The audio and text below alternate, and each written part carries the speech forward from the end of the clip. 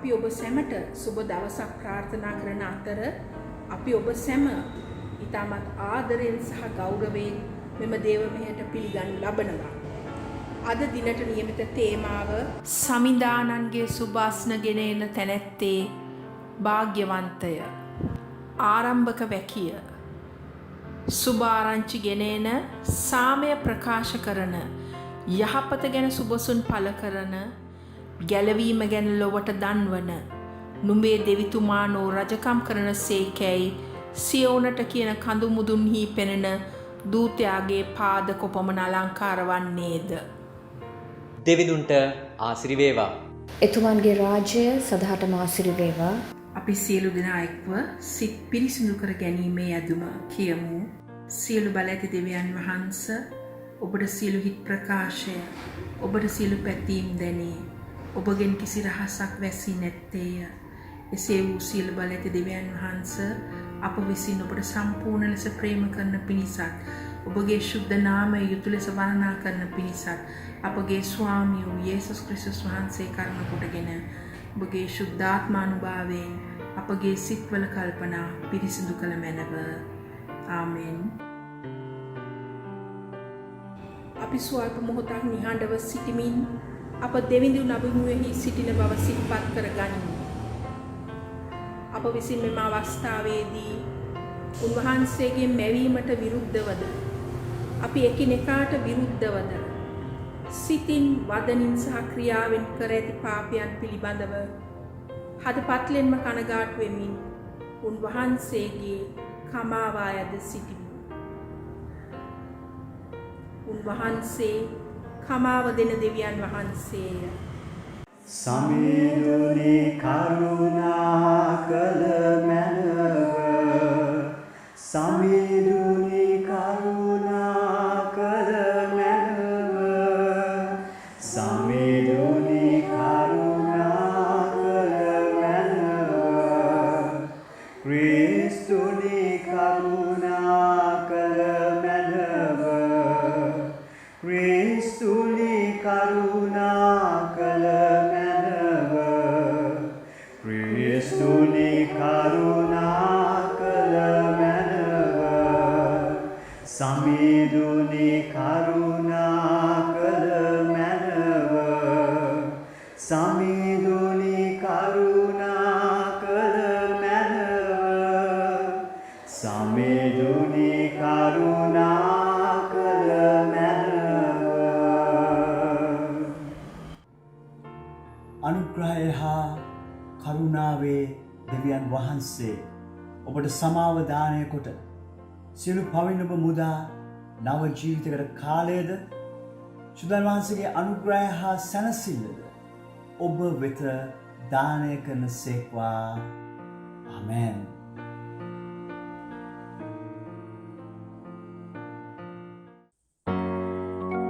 දෙවියන් වහන්සේට දවසස් කන්නේ මහිමයද ෘතුවියෙහි සමාදානයද මනුෂ්‍යයන් කෙරෙහි කරුණාවද වේවා.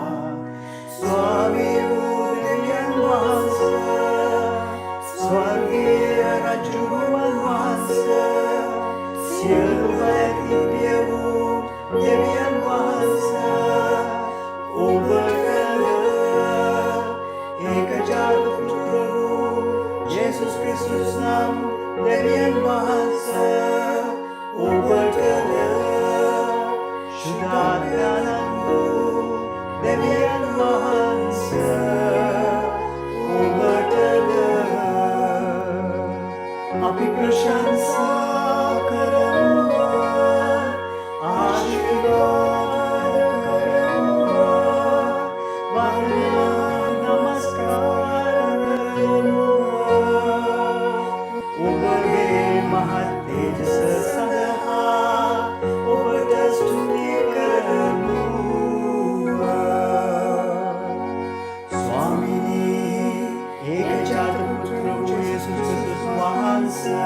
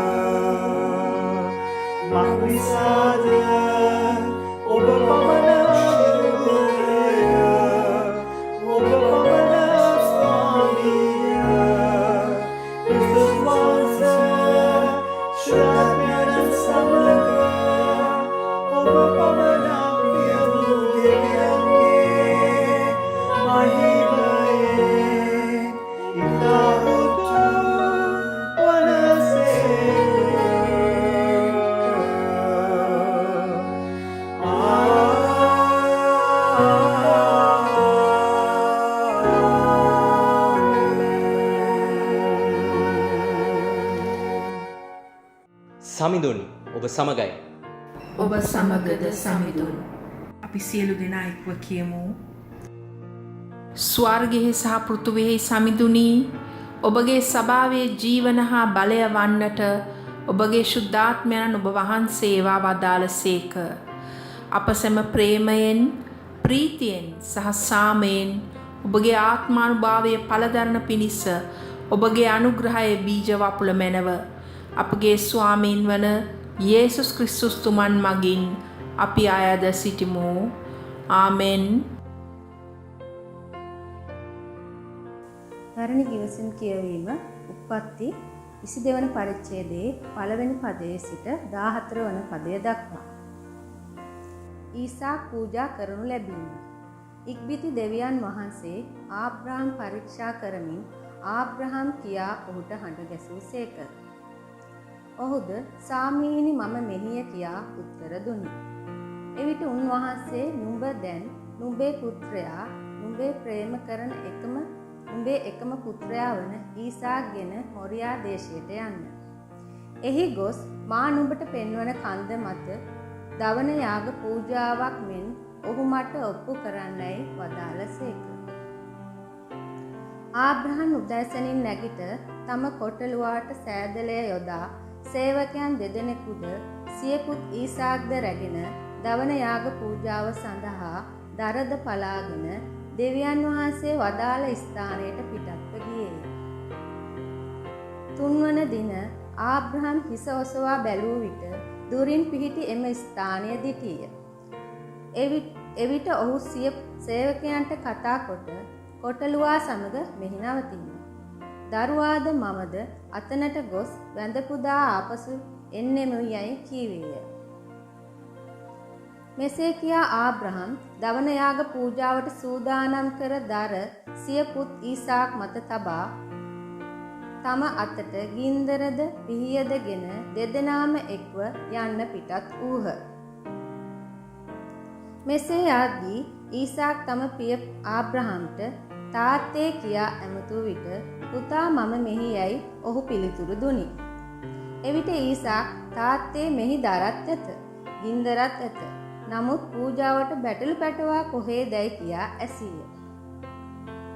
එවිට ආබ්‍රහම් පුතා දෙවියන් වහන්සේම පූජාව සඳහා බැටළු පැටවා දෙන සේකයි පිළිතුරු දුනි.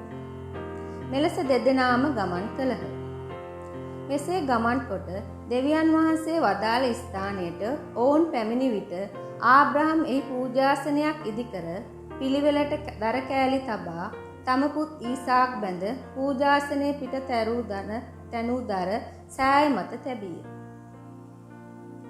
මෙසේ තබා ඔහු අත දිගු කොට සිය පුතු මරණ පිණිස පිහි අතට ගත්තේය. එවිට සමිදානන් වහන්සේගේ දූතයා ස්වර්ගයේ සිට ආබ්‍රහම් කියා හඬ ගැසීය. මම මෙහි සිටිමි ඔහු කීය. එවිට දූතයා ළමයාට අත නොගසන්න, ඔහුට කිසි අනතුරක් නොකරන්න. ඔබේ පුත්‍රයා, ඔබේ එකම පුත්‍රයා පූජා කිරීමට තරම් ඔබ දේවගරුබිය ඇත්තෙකු බව මට දැන් පෙනේ යයි පැවසීය. එවිට ආබ්‍රහම් හිස ඔසවා බැලූ විට ඔහුට පිටුපසින් අන්වලින් පඳුරක පැටලී සිටි බැටළුවකු දිටීය. ආබ්‍රහම් ඌ වෙත ගොස් බැටළුවාගෙන සිය පුත්‍රයා වෙනුවට දවන යාග පූජාවක් මෙන් ඌ පූජා කළේය. තවද ආබ්‍රහම් ඒ ස්ථානයට ජෙහෙවා ජිරේ යන නාමය තැබීය. මීට අද දක්වා සමිදානන් වහන්සේගේ කන්දේදී සපයන ලදී යන කීම විවහාර වේ.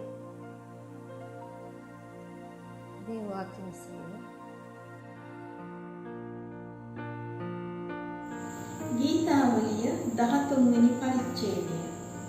නායක වාද්‍ය කරුටයි දාවිද්ගේ ගීතයකි. ස්වාමීනි ඔබ කොපමණ කල මා නිතරම සිහි නොකර සිටියසේක්ද? කොපමණ කල ඔබගේ මුහුණ මගෙන් සංගවනසේක්ද? කොපමණ කල මාගේ ආත්මයෙන් මන්ත්‍රණ යොදමින් දවස මුළුල්ලේ මාගේ සිතෙහි ශෝකය ඇතුව සිටින්ද? කොපමණ කල මාගේ සතුරා මා කෙරේ උසස් වන්නේද? මාගේ දෙවි වූ ස්වාමිනී, මා සලකා මට උත්තර දුන මැනවි. මරණ නින්දට මා නොපැමිණෙන පිණිස මාගේ ඇස් එළිය කළ මැනව. නැත්තම් ඔවුන්ගෙන් ජයගනිමි මාගේ සතුරා කියන්නේය. මා චංචලව කළ මාගේ එදිරිකාරයෝද ප්‍රීතිවන්නෝය. එහෙත් මම වනාහි ඔබගේ කරුණාව විශ්වාස කෙලෙමි. මාගේ සිත ඔබගේ ගැලවීමෙහි ප්‍රීතිවන්නේය. ස්වාමීන් වහන්සේ මට යහපතක් කළ නිසා උන්වහන්සේට ගායනා කරන්නෙමි. පියාණන්ටද පුත්‍රයාණන්ටද ශුද්ධාත්මයාණන්ටද ප්‍රශංසා වේවා. ආරම්භයේ වූ ලෙස දැන් සහ සදාකල්ම එසේ වන්නේය. ආමෙන්.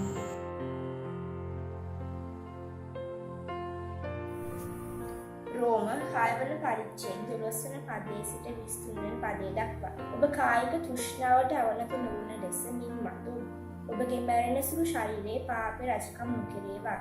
තවද ඔබ ඉන්ද්‍රියන් අදමිටු කමේ ආයුධ වන ලෙස පාපයට බාර නොදෙන්න. එසේ නොකර මළවුන් ත්‍රේමුක්තාන වූ අයමින් දෙවියන් වහන්සේට කැපවී ඔබ ඉන්ද්‍රියන් දමිටු කමේ ආයුධ වන ලෙස වහන්සේට බාර කරන්න. මින්මතු ඔබේ ස්වාමියා පාපයෙන් වේ. මන්ද ඔබ නීති යටතේ නොව දේව වරප්‍රසාද යටතේ ජීවත් වන බැවිනි. එසේ නම් කුමක් කරමුද? නීති යටතේ නොව දේව වරප්‍රසාද යටතේ සිටින බැවින් අප පව් කරමුද? කොහොමත්ම නැත. ඔබ යම්කු යටතේ වහල් සේවයට බැරිනොත් ඔබ ඒ ස්වාමියාගේ දාසයන් වන බව නොදන්නේද? පාපය ඔබේ ස්වාමියා වූවොත් විපාකය මරණය වේ. දෙවියන් වහන්සේට කීකරුකම ඔබේ ස්වාමියා වූවොත් විපාකය දඬු බව වේ. වරක් පාපයට දාසයන් සිටි ඔබ දැන් ඔබට බාර දී ඇති ගැනීම නුඹ සිතින් කීකරු බැවින් දෙවියන් වහන්සේට ස්තුති වේවා. ඔබ පාපයෙන් නිදහස ලැබුණු විට දම්ටුකමේ දාසිය වූහ.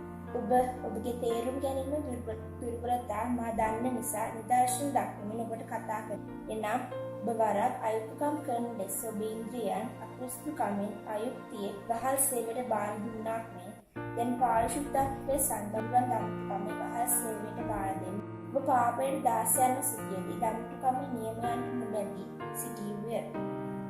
එයින් කුමන ප්‍රතිඵලයක් ඇති වේද? ඇති වූයේ ඔබ දන්න ලැජ්ජාවට පමුණුන මරණයෙන් කෙළවරක් වන ප්‍රතිඵලයයි. ඒ දැන්නෝ පාපේ නිදහස ලබා දෙවියන් වහන්සේගේ දාසයන් සිටින බැවින් සදාතන ජීවිතයෙන් කෙළවර වන විසුද්ධි මාර්ගයේ පළතරන් වූය. පාපේ විපාකයේ මරණයයි. ඒ දෙවියන් වහන්සේගේ දීවනාව නම් අපගේ ස්වාමින් වන ක්‍රිස්තුස් යේසුස් වහන්සේ තුළ සදාතන ජීවනයයි. ඒ වාක්‍යයයි.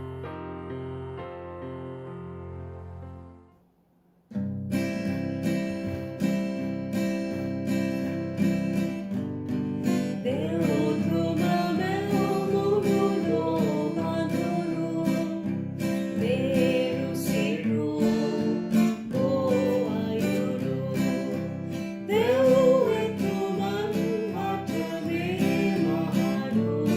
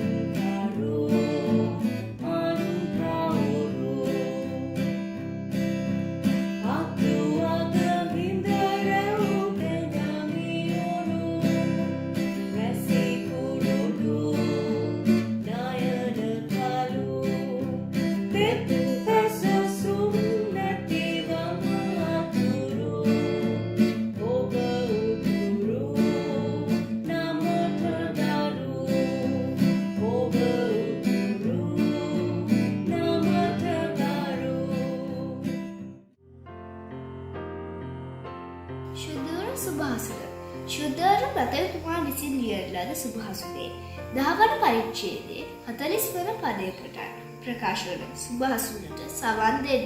සමේදුනි ඔබ හට වේබල පැරකුම් සමේදුනි ඔබ හට වේබල පැරකුම්.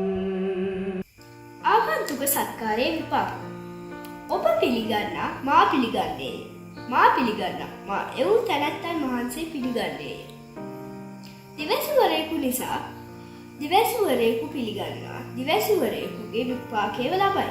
සත්පුරුෂයෙකු නිසා සත්පුරුෂයෙකු පිළිගන්නා සත්පුරුෂයෙකුගේ විපාකය ලබයි.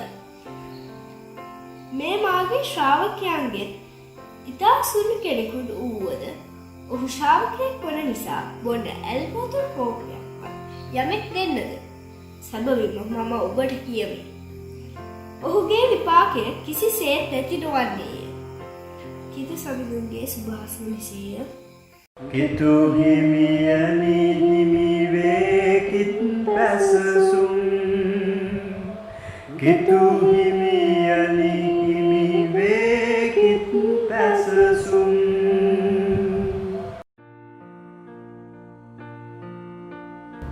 ආදරණීය දෙවි පියාණෙනි, සෑහෙන කලකට පසු අපි ඔබ වහන්සේ නමදින්නට පැමිණ සිටින මේ මොහොතේ දේව ජනතාවක් ලෙස ඔබ වහන්සේව නමදින්නට පැමිණ සිටින මේ අයවද ශුද්ධාත්මෙන් පූර්ණ කර ඔවුන් සමග පණිවිඩය බෙදා ගැනීමට යන්නා වූ ඔබ වහන්සේගේ දාසියවද ශුද්ධාත්මෙන් පූර්ණ කළ මැනව.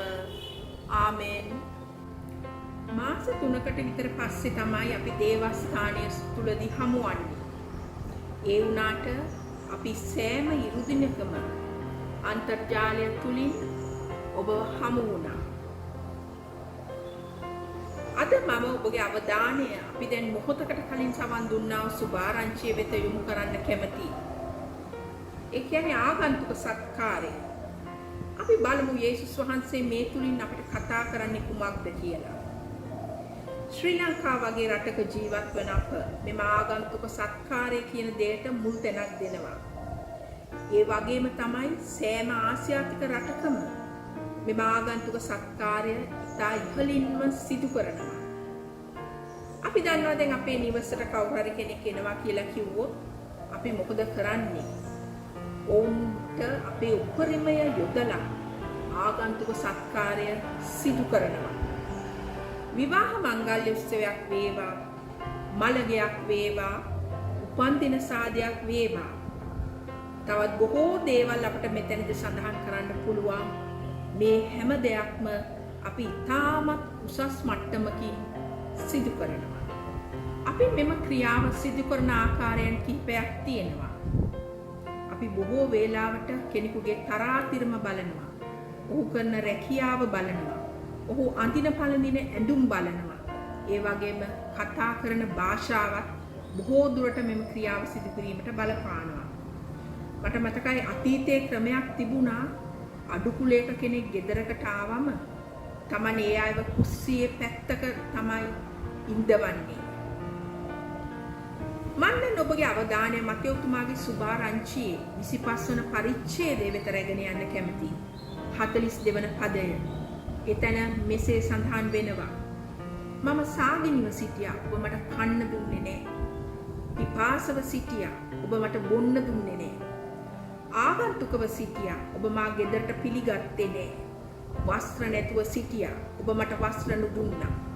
රෝගාතුරව සිටියා, සිරගෙදරද සිටියා, ඔබ මා බලන්න ආවේ නැහැ. ඊට පස්සේ බෝලේ වහනවා, අනේ ස්වාමීනි, ඔබ වහන්සේ කවදද බඩගින්න හිටියේ? ඔබ වහන්සේ කවදද සිරගත වෙලා හිටියේ? ඔබ වහන්සේ කවදද ඇඳුම් නැතුව හිටියේ? ඇයි එහෙම කියන්නේ? අපි ඔබ වහන්සේට උපස්ථාන කළේ නැද්ද? වහන්සේ තන කියනවා මොවුන්ගෙන් ඉතාමත් සුළු තැනැත්තාට වුවත් එසේ නොකළේ නම් ඔබය නොකළේ මටයි කියලා කියනවා. මොවුහු සදාතන දඬුවමටද දැහැමියෝ සදාතන ජීවනයටද යන්නෝය. එතකොට උන්වහන්සේ කියනවා අපි යම් දෙයක් යම් කෙනෙකුට කරනවා නම් අපි හැම වෙලාවෙම උත්සාහ දරන්න ඕනේ මම මේ දේ කරන්නේ යේසුස් වහන්සේට කියලා හිතාගෙන ඒ දේ කරන්න. අපිට ඉන්නවා තෝරාගත් පිරිස්.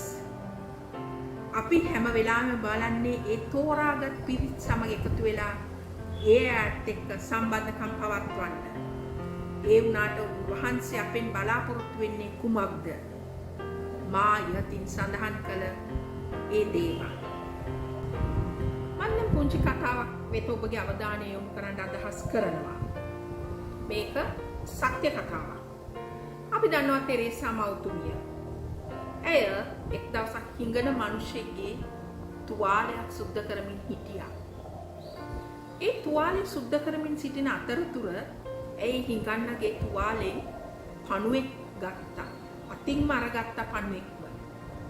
මේ අවස්ථාවේදී එතුමිය අසල වාර්තාකාරයෙක් හිටියා, පත්තර වාර්තාකාරයෙක්. අපි කියන්නේ රිපෝටර්ස්ලා කියලා. ඒ මිනිස්සයා තෙරේසා මව්තුමියගෙන් අහනවා ඔබතුමියට හිරිකිත නැද්ද ඔය කරපු වැඩේට?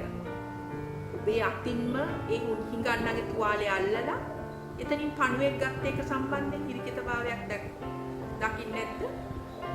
එවිට තෙරේසා මව්තුමිය දීපු පිළිතුර තමයි මේක. මම මේ දේ කරන්නේ යේසුස් වහන්සේටයි.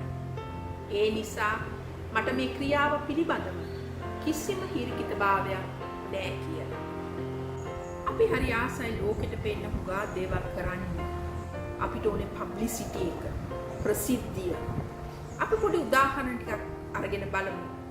දැන් අපි මාස 3ක් පමණ නිවෙස් වලට වෙලා කොරෝනා හේතුවෙන් ලොක්ඩවුන් වුණා.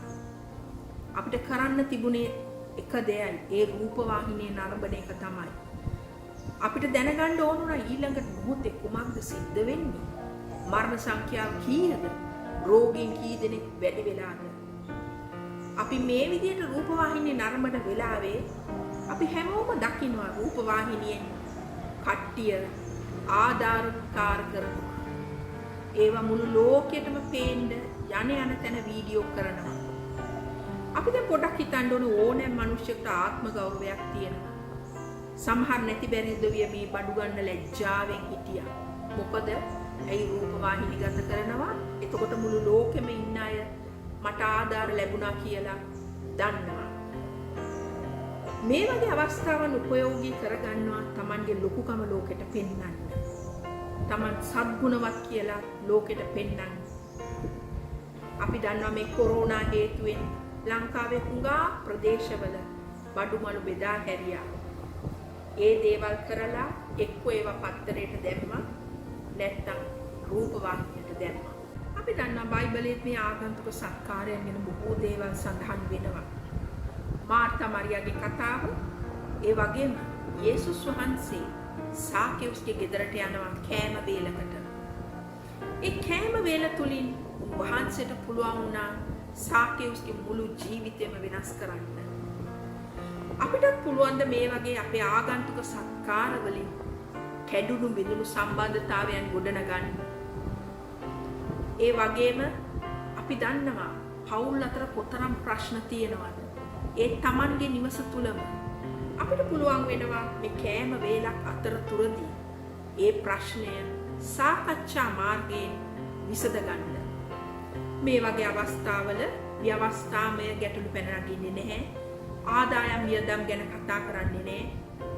ප්‍රශ්න निराකරණය කරගන්න, කැඩුණු බිඳුණු සම්බන්ධතාවයන් ගොඩනගන්නත් තිබෙන අවස්ථාව මෙයයි. අපි මේ වගේ අවස්ථාවන් වලට යොමු වෙනවද?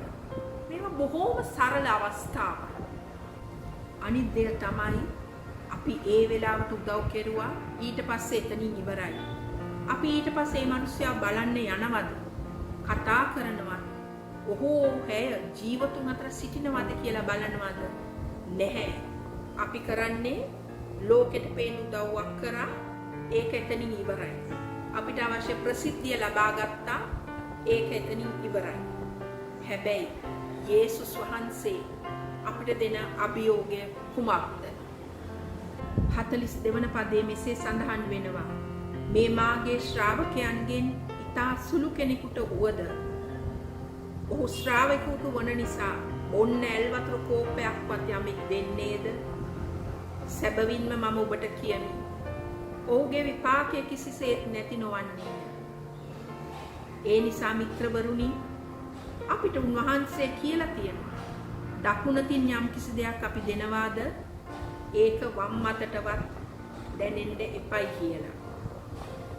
උන්වහන්සේ කියලා තියෙන විදියට අපි ඒ දේ කරනවා නම් අපිට සදාතන ජීවනය අත්කරගන්න පුළුවන් කියලා උන්වහන්සේ අපිට කියනවා. ඒ නිසා මිත්‍රවරුනි, අද අපිට තියෙන අභියෝගය තමයි අපි කාහටද සලකන්නේ, කෙසේද සලකන්නේ? උන්වහන්සේ අපෙන් මොකක්ද බලාපොරොත්තු වෙන්නේ කියලා. ඒ නිසා මම ඔබලාගෙන් ඉල්ලා සිටිනවා එසේ කිරීමට උන්වහන්සේ ඔබව ශක්තිමත් කරන සේක්වා කියලා. ආමෙන්. අපි ආඥා කරමු.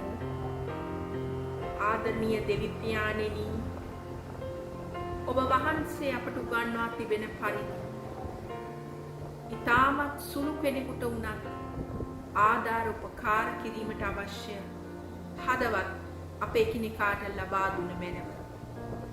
මේ සියල්ලම ඉල්ලා සිටින්නේ යේසුස් වහන්සේගේ උතුම් නාමයෙන්ය. ආමෙන්. අපි යාඥා කරමු.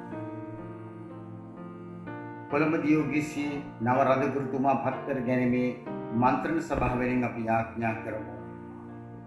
අපේ බෝසේ කරුණා කරන්නා වූ දෙවියන්නි, කොළඹ දියෝගිසිට නව රජගුරුතුමා පත් කර ගැනීම සඳහා සහභාගී වන්නා වූ මන්ත්‍රණ සභාවේ සමාජිකයන් හට ශුද්ධාත්මන් වහන්සේගේ මඟ පෙන්වීම මැනව. මක්නිසාද ඔබ වහන්සේගේ බටුරුවන් වන සියලු ඇදලිවතුන් රැකබලා ගැනීමටත් මඟ පෙන්වීමටත් දේව රාජ්‍යයේ උන්නතිය හා වර්ධනය සඳහා කැප වුණා වූ සියලු දේ හොඳින් පාලනය කළ හැකි ඔබ වහන්සේට බයව පක්ෂව කටයුතු කරන්න පත් කර ගැනීම සඳහා ඔබ වහන්සේගේ ශුද්ධාත්ම බලයෙන් එක එක්කෙනා සඵලවත් කරමින් සුදුසු අයකු පත් කළ මැනව. සමිඳුනි, අපගේ යෙදුම් ඇසුව මැනව. අපගේ රට උදෙසා අපි යාඥා කරමු. දෙවි සමිඳානන් වහන්සේ අප රට සෞභාග්‍යයෙන් පිරි යහපත් අනාගතයක් කරා රැගෙන යන මැනව. ඉදිරියේදී පත්වන්නා වූ මැතිවරණය ගැන මතක් කර සිටිමු. අප රටට අවශ්‍ය සුදුසු නායකින් පත් කළ මැනව.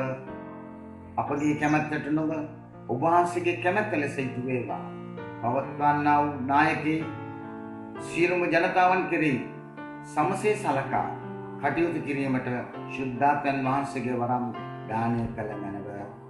සමිඳුනි, අපගේ යෙදුම් ඇසුව මැනව. අපගේ දේවස්ථාන පළාත සහ අනෙකුත් පළාත් සඳහා අපි යාඥා කරමු. අතිශුද්ධ වූ දෙවි පියාණනි, උල්වත්ත ශාන්තමයික දේවස්ථානය හා අනෙකුත් සියලු දේවස්ථාන නිසා යාඥා කරමු. ඔබ වහන්සේට නමස්කාර කරන්නා වූ සියලු ඇදහිලිවතුන් ඔබ වහන්සේගේ පුත්‍ර වූ යේසුස් වහන්සේ උදෙසා ධර්මිෂ්ඨව සිය ජීවිතය ගත කරනු සඳහා ඔබ වහන්සේගේ කරුණාබර හස්තය තැබුව මැනව. මඟ පෙන්වුව මැනව. ඔබගේ දිව්‍ය ආඥාවන්ට කීකරුව ජීවත් වීමට ආලේප කළ මැනව. සියලු දේවගතිවරුන් හා ඔවුන්ගේ පවුලේ අයවරුන් ආරක්ෂා කොට ඔබ වහන්සේ ආශිර්වාද කළ මැනව. සමිඳුනි, අපගේ යෙදුම් ඇසුව මැනව. සියලුම රෝගීන් දෙසා යාඥා කරමු. නවුම්කාරයන් වහන්සේ සියලුම රෝගීන් සඳහා අපි යාඥා කරමු. ඔවුන්ට ඔබ වහන්සේගේ සුවය දානය කළ මැනව. තවමත් කොරෝනා වසංගතයෙන් පෙළෙන්නා වූ අය ගැන මතක් කර සිටිමු. සමිඳුනි, ඔවුන්ට ශාරීරික සුවයත් මානසික සුවයත් ලබා දී ලොවතුනි මේ වසංගතය පහ කළ මැනව. සියලුම ජනයන් ඔබ වහන්සේගේ දිව්‍ය සුව කිරීමේ හස්තයට බාර කරමු. සමිඳුනි, අපගේ යෙදුම් ඇසුව මැනව. පියාණනි, ඔබ වහන්සේගේ රාජ්‍යයේ මේ කාලය ඉක්මන් කළ මැනව. ශුද්ධාත්මන් වහන්සේගේ සදාකාලික සම්පූර්ණ එකසේ ප්‍රාණවත් කරනු ලැබ අපද ඔබගේ සියලු මෙහෙකරුවන්ද අපගේ එකම බදාත්කාරු යේසුස් ක්‍රිස්තුස් වහන්සේ තේජාන්විතව නැවත පැමිණීමේදී එතුමාණන් දකින්න පිණිස අපට වරම් දුන මැනව. ආමේන්. යේසුස් ස්වාමීන් වහන්සේ වැඩිය මැනව.